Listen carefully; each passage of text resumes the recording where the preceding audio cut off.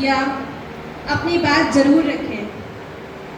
जब हमने ये कार्यक्रम करने का सोचा, हमने एक दो लोगों से डिस्कस किया इस बारे में कि हम ये कार्यक्रम करने जा रहे हैं और इसमें हम सभी महिलाओं को इकट्ठा करके, पुरुषों को साथ लेके जागरूकता कार्यक्रम रख रहे हैं। तो कुछ लोगों का सवाल था कि रेपिस्ट का तो कोई धर्म नहीं होता, रेपिस्ट तो किसी संप्रदाय के नहीं हो सकते, जिसका ताज़ा उदाहरण न्यूज़पेपर में हमें देखने को मिला है। मैं उनसे कहना चाहूँगी कि हाँ, रेपिस्ट का कोई धर्म नहीं होता, रेपिस्ट किसी धर्म, किसी संप्रदाय से नहीं होता, लेकिन रेपिस्ट जो होता है वो किसी ना किसी माँ का बेटा जरूर होता है। क्या कमी रह गई?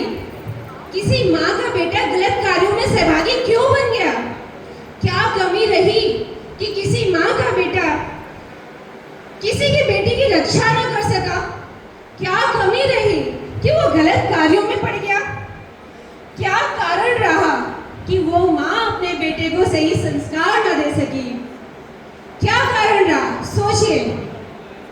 जब आप सोचेंगे तो उत्तर पाएंगे धर्म, धर्म, धर्म, लैक ऑफ द धर्म, धर्म की कमी, धर्म से विमुख होना। तस्मात् न हन्तव्यो मानव दुर्मो हेतो अविदित, इसका आशय है, अर्थात धर्म की रक्षा करना आवश्यक है, क्योंकि नष्ट हुआ धर्म, धर्म का पालन करने वालों को भी नष्ट कर देता है। मैं उस धर्म की बात नहीं कर रही जिसमें नारी को ऊपर से नीचे तक पर्दे में रखा जाता हो। मैं उस धर्म की बात नहीं कर रही जिसमें नारी को समानता का अधिकार न हो। मैं उस गौरवान्वित सनातन वैदिक धर्म की बात कर रही हूँ जिसमें देवी से पहले, जिसमें देव से पहले देवी माता का नाम आता है। मैं उस धर्म की बात कर रही हूँ जिसमें कृष्ण से पहले राधा, राम से पहले सीता और शंकर से पहले गौरी का नाम आता है। मैं उस गौरवान्वित सनातन धर्म की बात कर रही हूँ जिसमें सर्वे भवन्तु सुखिनः, सर्वे सन्तु निरामयाः, सर्वे भद्राणि पश्यन्तु, माँ कश्चित् दुर्भाग् भवेत्। अर्थात जिस धर्म में विश्व की शांति, सुख और कल्याण की कामना की जाती हो।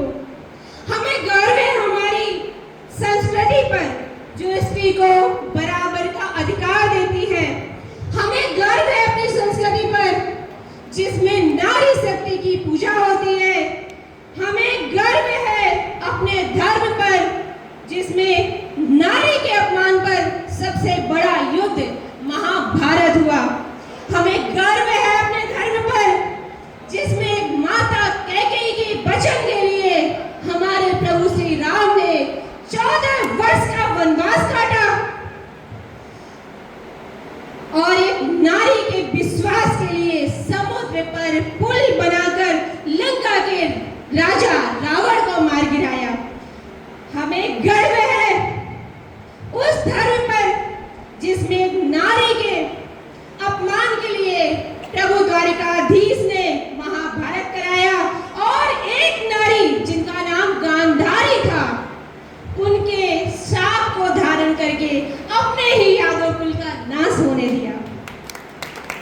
मेरी प्यारी बहनों एवं भाइयों, मुझे याद है जब मैं मात्र 6 वर्ष की थी, तब शाम को 5 बजे मेरा पूरा परिवार एक साथ बैठकर सारे कार्यों को छोड़कर श्रीमद् भागवत महापुराण का पाठ कराया करते थे। और ये प्रक्रिया हर रोज होती थी, ये किसी 1 या 2 दिन की बात नहीं थी, ये प्रक्रिया हर रोज होती थी। मैंने 6 साल की उम्र से ही अपनी पवित्र धार्मिक ग्रंथों का, पुराणों का वाचन करना शुरू कर दिया था और शायद यही वजह है कि मेरे चरित्र का भी उन्नयन है और मेरा भी उन्नयन है। मेरी बहनों, मैं पूछना चाहती हूँ आप सबसे, कितनी बहनें हैं जिनके घरों में रामायण का पाठ होता है? कितनी बहनें हैं जिनके घरों में श्रीमद् कितनी बहनें हैं जो अपने बच्चों को श्री रामचरितमानस का पाठ कराती हैं। धन्यवाद, आपने हाथ उठाया, बहुत अच्छा लगा। अरे सीखो कुछ उनसे जिनके बच्चे सब कुछ छोड़कर दिन में 5 बार इबादत के लिए जाते हैं। अरे सीखो कुछ उनसे, मैं नाम नहीं लेना चाहूंगी, संकेत समझिए। अरे सीखो कुछ उनसे जिनकी माताएं आज भी इस फैशन के जमाने में उसका खौफ दिखाकर अपनी बेटियों को खुद को पर्दे में रखती हैं।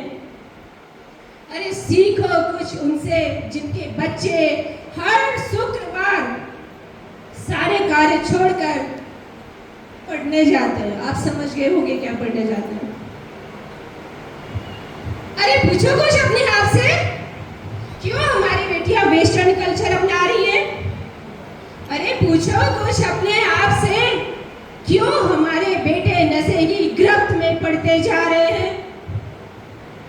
पूछो अपने आप से, अपनी आत्मा से। अरे जब पढ़ाओगे कॉन्वेंट स्कूलों में, जब पढ़ाओगे कॉन्वेंट स्कूलों में तो संस्कृति कहाँ से पाओगे, संस्कार कहाँ से पाओगे? जब पढ़ाओगे इंग्लिश मीडियम में तो संस्कृत कहाँ से सिखाओगे? और संस्कृत ही नहीं सिखाओगे तो संस्कृति कहाँ से सिखाओगे? इसलिए मेरी बहनों, हर मंगलवार पास के मंदिरों में जाना शुरू करिए, एकत्र होना शुरू करिए, अपने बच्चों से बौद्ध धार्मिक पुराणों का, ग्रंथों का वाचन कराना शुरू करिए। मैं हिंदू जगाने आई हूँ, हिंदू जगा के जाऊंगी, मरते दम तक अपने मुख से जय श्री